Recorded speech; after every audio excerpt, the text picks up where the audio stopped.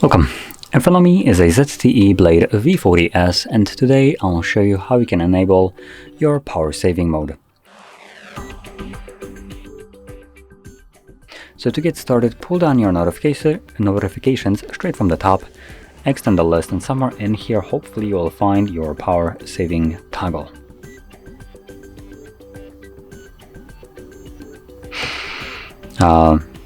Hopefully. It looks like it's not added by default, so I'm going to tap on the pencil icon right here, and I should have it right here, power saver.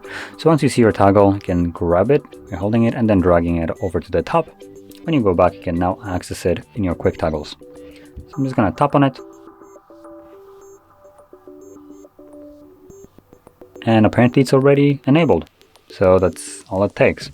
Now it looks like it changes very little, doesn't change brightness. Probably a refresh rate is changed, and most likely CPU clock speed is also down clocked a little bit. Well, anyway, once you're done with this power saving mode, you can toggle it off by finding the toggle and tapping on it once more. So there we go. So if you found this very helpful, don't forget to hit like, subscribe, and thanks for watching.